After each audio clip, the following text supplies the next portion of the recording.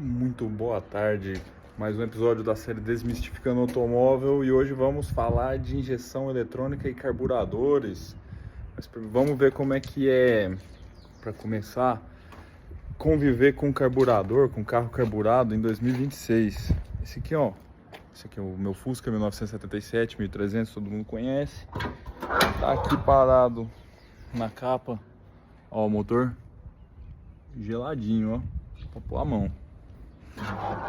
Dizer que eu não tô roubando. Pra falar da partida dele, eu tava na capa, acabei de tirar. Vamos ver como é que é dar a primeira partida dele. Na última eu andei nele segunda-feira. Hoje, sexta-feira, dia 17 de abril. Última vez que esse carburador foi regulado. Ó, vou tirar uma chave, desengatar.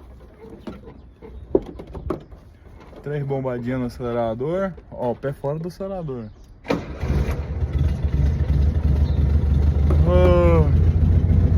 E tem isso, porque isso é só pra falar, porque tem muita gente que fica assim: ah, pô, carburador não dá, imagina, nossa, vou pegar a primeira partida do dia, não sei o que.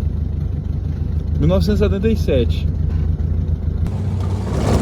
Voltamos aqui pra falar dos carburadores, né? O carburador do jeito que a gente conhece, o carburador pulverizador, né, chamado, foi criado pelo William Maybach, né, da Daimler.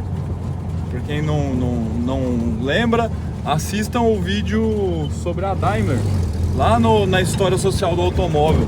Muito incrível a história dos dois criadores, né, do William Maybach e o Gottlieb Daimler. E ele surgiu lá atrás, perto da virada do século, né? Do século XIX, do século XX, né? E aí, rapidamente ele se tornou padrão, né? Os carburadores anteriores a ele eram um carburador, ele meio que pingava o combustível, ele não pulverizava o combustível. Ele criou o carburador pulverizador e rapidamente foi adotado em tudo, né? Os motores, eles não tinham muito recurso de giro, tanto que foi eles também, o Maybach e o Daimler, que criaram chamavam de motor de alta rotação. Tá tudo lá no vídeo. Quando os motores surgiram pensados para a indústria, né? Lembra da Revolução Industrial e tudo mais, então o trabalho deles era um trabalho de manter, mas de constância, né?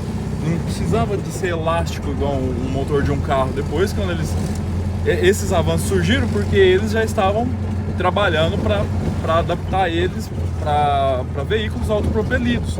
Tanto que também foi eles que inventaram a moto, né? O primeiro motor, ele não tinha força suficiente para se autopropelir com a estrutura de uma carroça. O primeiro carro deles foi uma estrutura de carroça motorizada. Eles criaram a moto, então eles também foram inventores da moto. E aí, então assim, já foi pensando em melhorar essa elasticidade do motor, né, das rotações, tudo mais. O motor com mais rotações, ele é mais força, né? Vamos ter um episódio sobre isso, para falar sobre o torque e a potência, né? Deixar tudo bem explicadinho. E então assim, isso aí rapidamente virou padrão, carburador pulverizador. Mas também, mais ou menos na mesma época, surgiu a injeção. Só que a injeção sem eletrônica, óbvio. Na virada em 1900, o Levasseur, o Emile Levasseur da Panhard Levasseur, que depois virou só Panhard, o nome da empresa, que também foi bastante citada na história social do automóvel, lá nos primeiros episódios. Eles criaram a injeção sem eletrônica, mas não tinha um bom funcionamento. O que consiste a injeção mecânica? Presente em muitos motores diesel até hoje, né? A bomba dela, ela tem uma bomba para cada cilindro, né? É meio que só que é como se fosse uma árvore de cames com os ressaltos, parecida com o comando de válvulas mesmo. E aí aqueles ressaltos que fazem o sincronismo dos tempos de injeção dos cilindros, né? Aí manda e aí isso só foi dar muito certo nos motores a diesel, né? Nos motores a diesel acabou se tornando muito necessário, mas essa invenção do Levasseur em 1900 foi para motores ciclo Otto, né? Para motores a gasolina. Logo depois veio os diesels, né? Do Rudolf Diesel. E pro diesel virou meio que o padrão. E quem elevou muito o estudo e o avanço disso aí foi a Mercedes-Benz, lá nos anos 30. Lembra também que a Mercedes foi a primeira fabricante a lançar um carro a diesel. E em paralelo, eles utilizaram injeção mecânica em carros de competição. Os Flechas de Prata, lá dos anos 50. E tanto o 300 SLR, o Fórmula 1, os de Le Mans, eles usavam um motor 8 em linha com injeção mecânica. Era mais eficiente, mesmo que para o uso dele o desperdício do carburador de combustível não fosse um agravante tão importante assim. Mas deu muito certo para os veículos de competições e os primeiros carros de rua, né, derivados desses carros de corrida, os esportivos dele, 300 SL, também vieram com essa tecnologia da injeção mecânica. Logo depois, se eu não me engano, o de rua saiu em 54, em 1954.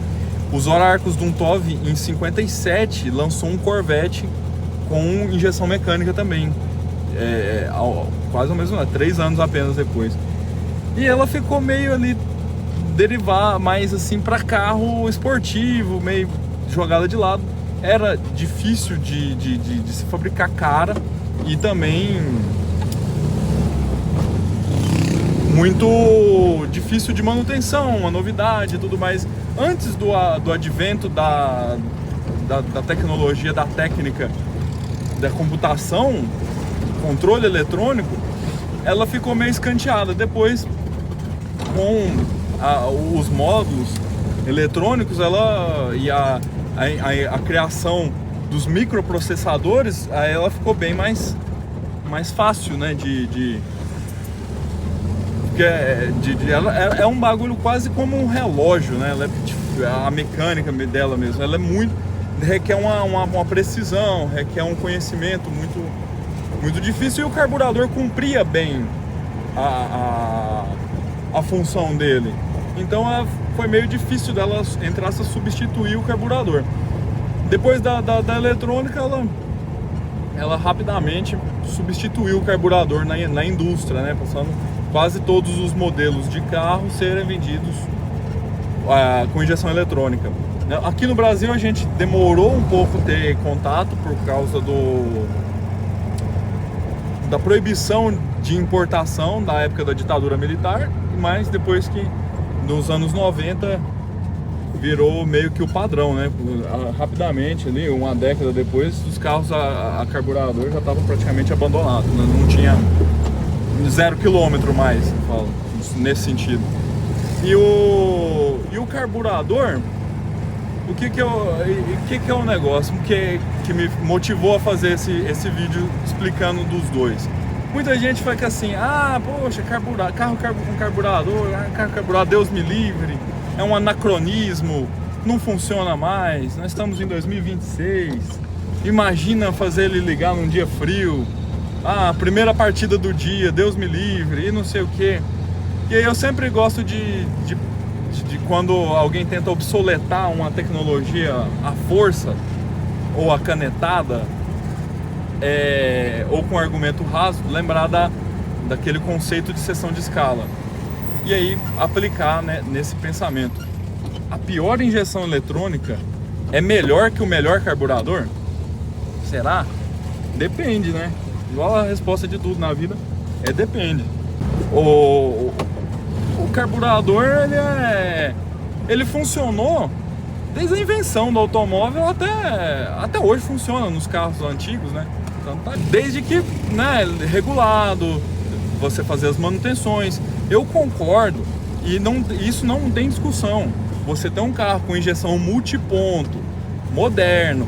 É muito melhor que carro carburado. Mas o carro carburado não é nenhum bicho de 7 cabeças também não. Dá para conviver com eles, dá para viver com carburador tranquilamente.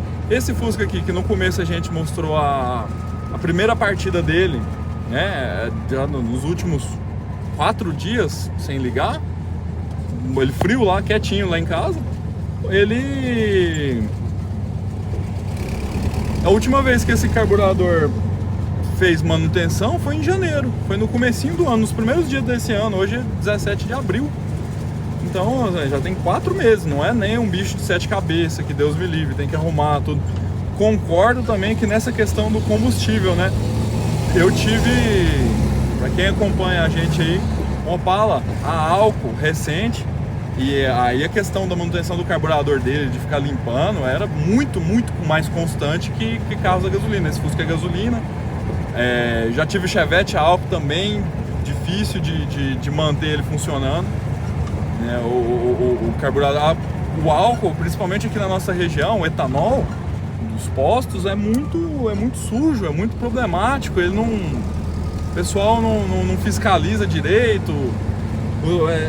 Os combustíveis são muito batizados, tem muita reclamação disso por aqui, não tem muita fiscalização.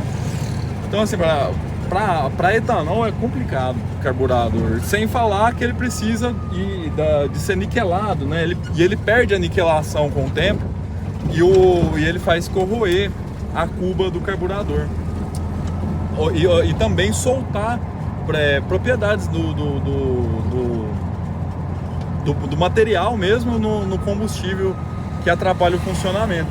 Agora, as injeções antigas, as injeções eletrônicas ruins, principalmente as monoponto, também são bem canseira de se ter, de se manter, de trabalhar com elas. Agora, eu creio que as injeções multipontos, elas chegaram no auge na era ali da partida a frio, com reservatório ainda, que você abastecia com gasolina, caso o carro estivesse no álcool, para ela injetar um pouco de gasolina no álcool quando tá frio, fazer aquela mistura. Hoje em dia, mesmo as indiretas, que é a injeção no coletor, já tem aquele sistema de vela de aquecimento, que também é bom. Mas passou daquilo ali para injeção direta, para a realidade, na teoria, a injeção direta é maravilhosa, né? Mas ela não se paga. O carro ela é mais eficiente, mais econômico, mais eficiente de potência para consumo, mas a dificuldade, o preço da manutenção dela, o preço de se desenvolver ela, o valor que ela agrega no carro, eu não acredito que seja uma coisa que compensa. E de novo, essa questão do combustível, principalmente na realidade do etanol do Brasil e dos carros flex, a injeção direta ela sofre muito, né? Por causa da bomba de alta dela, ela depende da lubricidade do combustível. E o etanol não tem lubricidade. O etanol ele faz ela estragar rápido. Por isso que o pessoal que tem que tem injeção eletrônica direta sofre com queima de bomba de alta. E assim, o valor das peças são muito altos, né? O bico dele é bem mais caro que de uma injeção multiponto convencional. E é isso que eu tinha para dizer hoje sobre injeção eletrônica, procurando uma vaguinha aqui para enfiar o Fusca. A injeção, isso aqui é indiscutivelmente que a injeção é melhor. Porém, todavia, entretanto, o carburador não é nenhum bicho de 7 cabeças, não é nenhum monstro, nenhuma coisa que, como é difícil, que sofrimento que é. Dá até para ter no dia a dia. E outro ponto bastante importante de se considerar é que essa questão da manutenção, né? Como o carburador ele se tornou obsoleto, quase não há profissionais mais que trabalhem com a manutenção dele. E esse aí foi o Desmistificando o Automóvel, carburador e injeção eletrônica. Deixem um like aí, sigam a gente. Toda semana tem vídeo novo, tem a história social do automóvel, acompanhem lá. Muito obrigado a todos, um abraço, até mais.